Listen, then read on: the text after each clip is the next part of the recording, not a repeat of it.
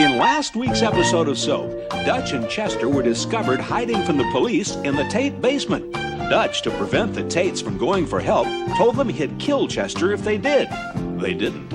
Corinne and Tim had a wedding, during which Mrs. Flotsky tried to prevent their marriage. She couldn't. Jody told Bert and Mary that he's going to be a father. He told Bert to be serious. Bert wasn't. And Dutch went up to Eunice's bedroom. He said he didn't have anything on his mind, but did.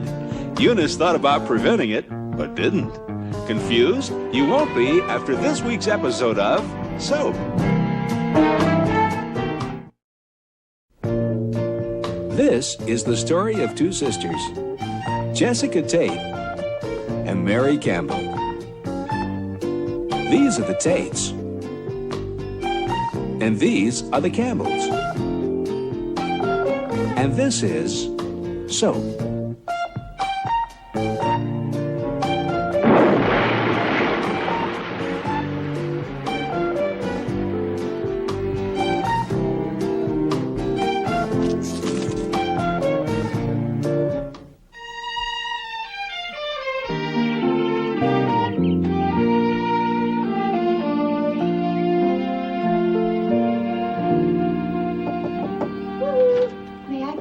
Sure, Ma.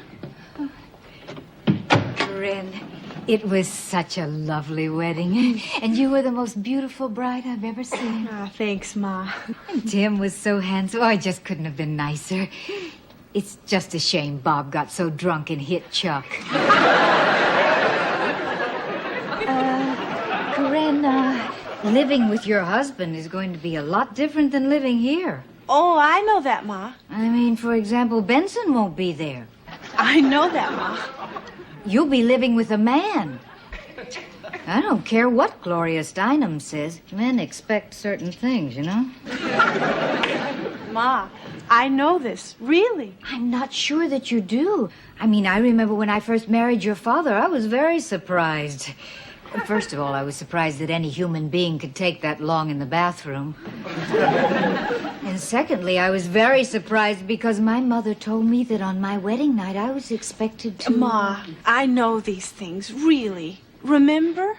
I lived with a man. Oh, yes, that's right, you did. Oh, well, then I guess you know all about everything you're supposed to know about. Yep. Good. I'm so glad, because I didn't have an idea in the world how I could explain it to you. You know, when I look back now on my life with your father, I can see all the places that we ran aground and, well, I wanted to tell you about them so you could avoid them. But I realized that all those dangerous places, all the rocks in your marriage are going to be in different spots at different times. There isn't any way for me to warn you about them. But, you know, Corinne, whatever does happen in life is not nearly so bad when it's put into words. I guess the best thing I can tell you is just talk to each other. Corinne, be happy. I will, Ma. Oh, good.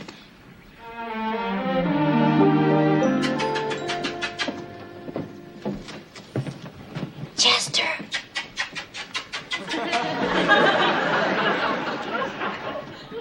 Chester? Where are you? I'm over here. Oh. I heard him rustling around these boxes earlier this evening. If he's lost or hurt, I'll never forgive myself. Do you mean Dutch, dear? Because if you do, I think he's upstairs. No, Arnold. Arnold? He's a rat. A rat? Yes. I met him last week over there behind the furnace. Oh, Jess, sometimes I feel like he's the only friend I've got left. You don't mean a rat, not like an actual rat. Well, Arnold is a very special rat. Well, I guess he is, if he told you his name. Jessica, I named Arnold myself. And I taught him all kinds of little special tricks. For instance, I'll set out a piece of cheese, and sooner or later, he'll creep out and eat it. Usually when I'm asleep, of course, but still, isn't that wonderful? I'm also teaching him to scurry off. Scurry off? That's right. All I have to do is clap my hands like this, and he scurries off. And I'm also trying to teach him to come when I call him. Let me give it a try. Oh, oh, oh, oh, oh, oh.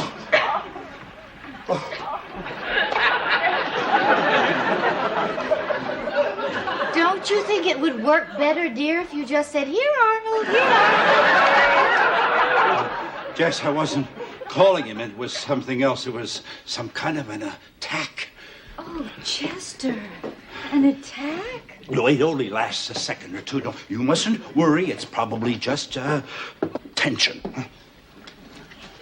Chester, it's because of this murder of yours. I thought no good would come of it. Look at us, for example, Chester. How long has it been since we had a normal married life? Jessica, I am an escaped convict who's not allowed out of his own basement because I'm at the mercy of a killer. Well, don't you think that in some small way might have an effect upon our domestic life? Chester, I love you. Why don't we spend the night together in our bedroom? Oh, Jess, I'm sorry. I really am. It's just that everything that's going on, I just can't, you know?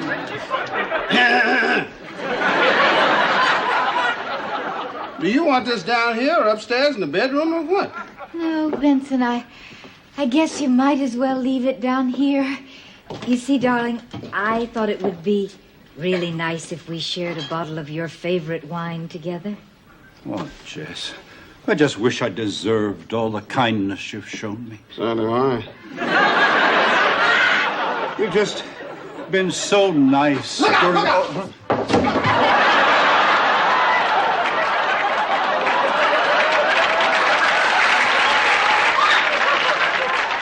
You got that, Mother.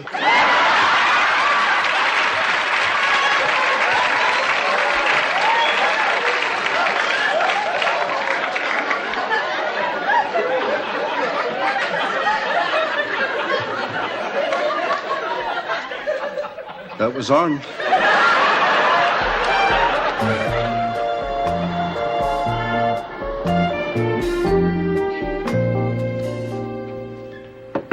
Tim, it's our wedding night, and you've been in there for over 20 minutes. Are you all right?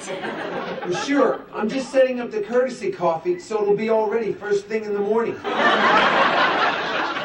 I don't think we have to worry about coffee, Tim. Besides, I've already ordered champagne.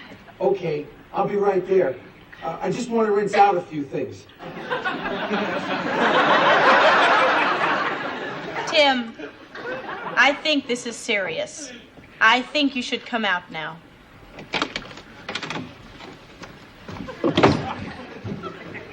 Good night.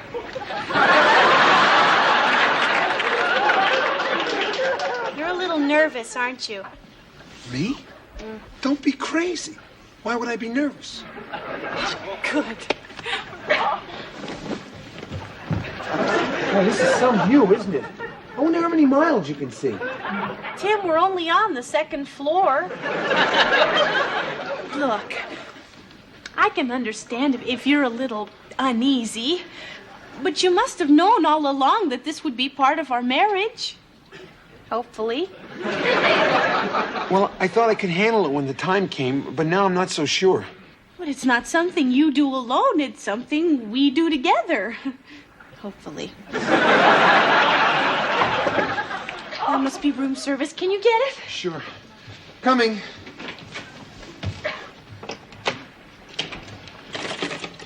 Good evening. Good evening. Will that be all, sir? Yes. Father Flotsky. It's me, Orville. All right, Orville. Listen, Father, the reason you haven't seen me at Mass is I'm working Sundays. It's okay. And I want you to know, ever since my last confession, I have completely given up the twins. So now,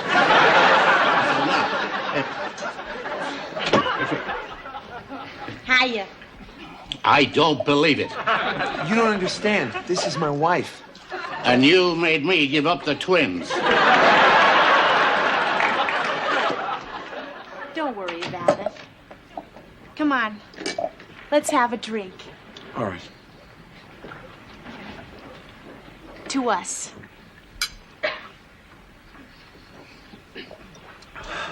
You feel better? Uh-huh. Good. How much better? A little bit better? No, a lot better. Definitely a whole lot better. In fact, I feel better now than I ever did in my entire... Ooh. Oh, no. Hello? Mother? Attack? What sort of an attack? Huh. Be reasonable. You're not dying. It's our wedding night. Of course she's here.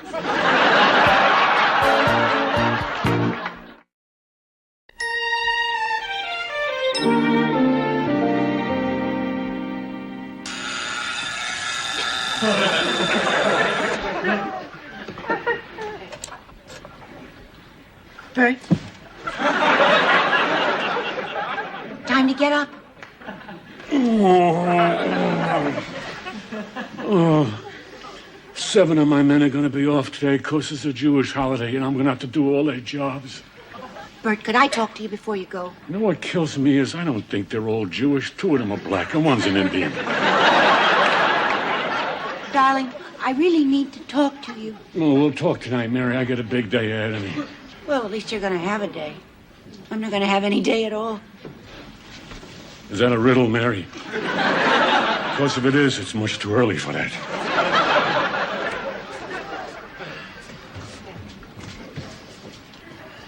I have no life, Bert. I have nothing to do all day.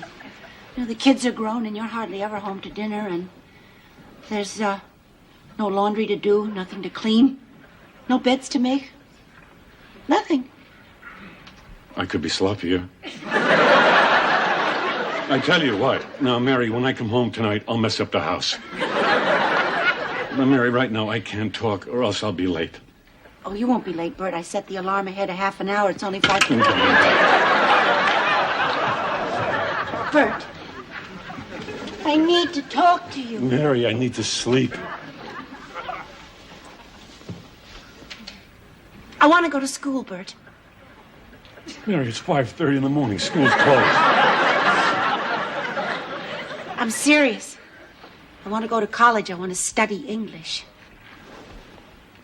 Why? I think you speak it very well. Are you against me going? Hmm. Why? Why? Because I don't want you to feel bad. Why should I feel bad?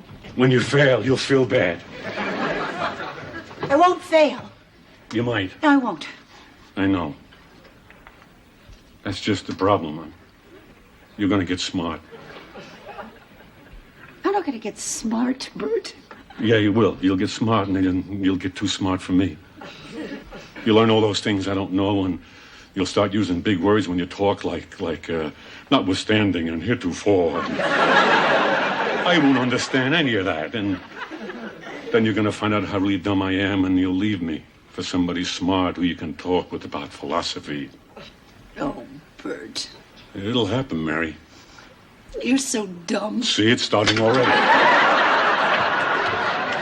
Bert, I'm not going to get smart and leave you. First of all, you're the smartest man I know. And second of all, I love you.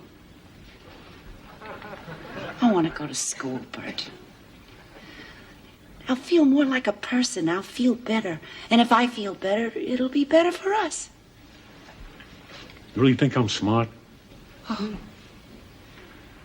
Smartest man you ever met?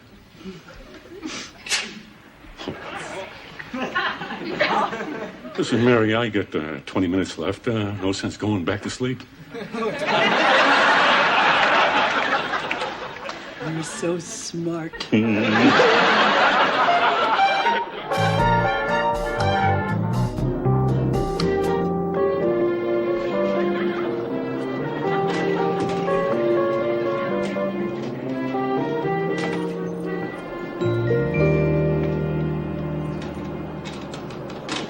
Hey, Danny.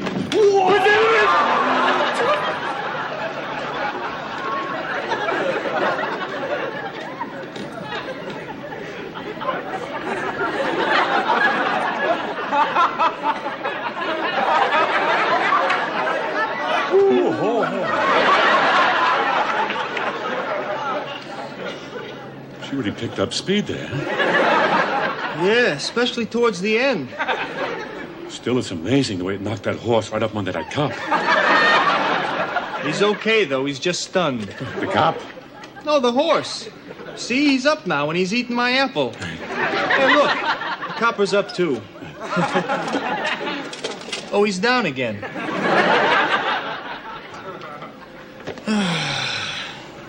Come on, Danny. Danny, what's the matter? Believe me, 40 stories up is not a good place to be depressed. It's Elaine. Every day it's more and more shopping. She's charging up a storm. I tell you, you can't believe how much I'm in debt.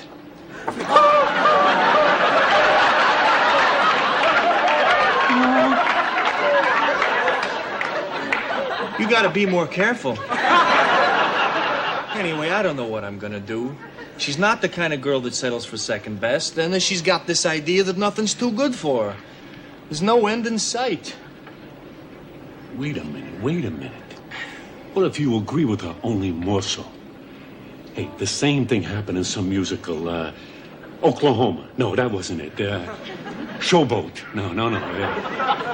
Carousel. Boy, you know, I really love musicals. The only one that ever disappointed me was Cabin in the Sky. But that was my fault because I thought it was going to be a musical about the construction industry. Bert, you said you had some idea of how I could handle Elaine. I'd really appreciate it if you'd tell me what you think I should do. Danny, kiss me shrew. Kiss your what? Not my what? Kiss Me Shrew. It's a very famous musical by Shakespeare. It'll work for you, Danny. I know it's going to work for you. See, in this story, this guy's got, a terrible wife. Yeah? And he keeps her in line. He comes in. Hey! Whoa! Look out!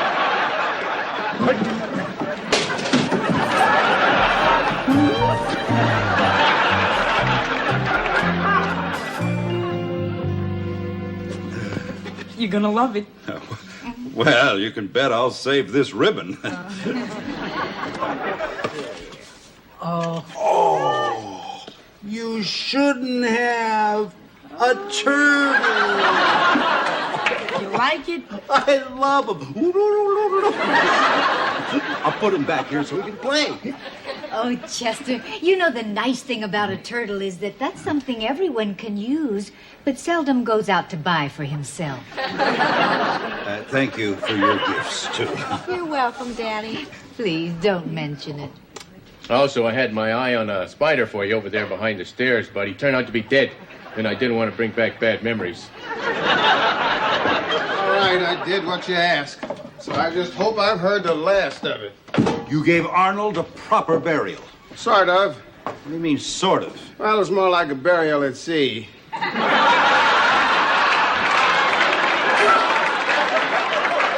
Flushed him down the toilet. Colonel, I understand you recently lost a valued rodent. And I thought the companionship of Sigmund might be of some solace. Who's Sigmund? A gallant Doberman I liberated from the Nazis during our push to the Rhine. Now, despite his ancestry, I think you'll find him a devoted and loyal patriot. Come, Sigmund. Sigmund, come. Heel.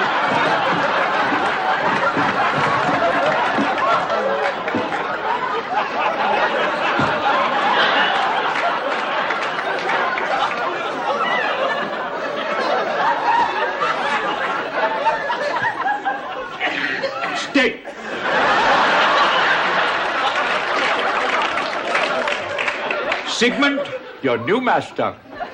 Well, Daddy, at least you don't have to worry about fleas. Oddly enough, in his sunset years, he seems to be more bothered by more. Daddy. Nonetheless, he has still retained his basic knowledge of simple commands. Sigmund, lie down. Lie down.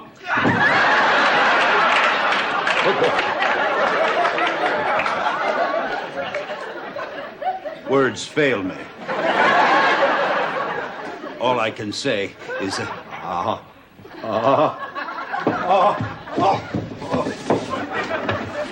What, Chester? Landed right on the turtle. Hey, his breathing sounds bad. This could be serious. Oh, dear. Well, I'd better call an ambulance. No, that's no good. They find out he's been hiding here, you'll all be in trouble for harboring a fugitive. Well, Dutch, we have to do something. I know.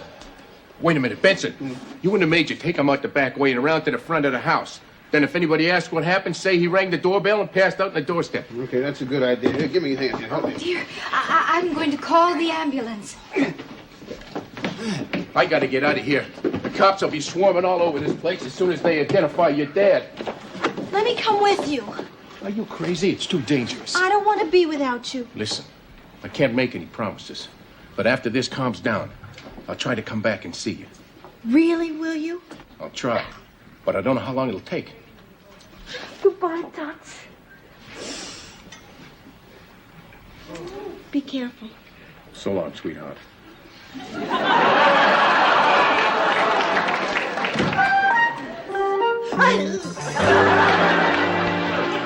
Yeah, they're not gonna buy it. This doesn't look natural. What do you mean? Well, the story is he rang the doorbell and then collapsed. Hmm? This looks like he settled down for a nap. Here, give me a hand here. Let's get him up. Oh, dear. You better hurry. Yeah, this will make it look more real. Let's get him over here by the door. Billy, put his finger on the doorbell there. Isn't that strange? It sounds as if he's perfectly fine. I'm going to count to 3. Now, when I do, everybody move away. 1, 2, 3.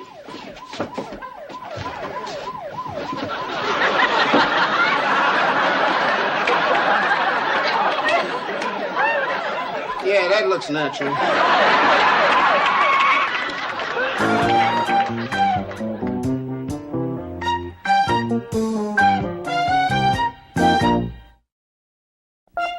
Does Bert really have a plan to change Elaine? Does it involve surgery? Is Chester seriously ill? Or is he just upset about Arnold? Will Sigmund ever be housebroken? Will Dutch and Eunice get together again? Will Corinne and Tim get together? What will the police do when they discover Chester's been taken to the hospital? Will they have to wait for visiting hours to arrest him? These questions and many others will be answered on next week's episode of Soap. Soap was videotaped before a studio audience.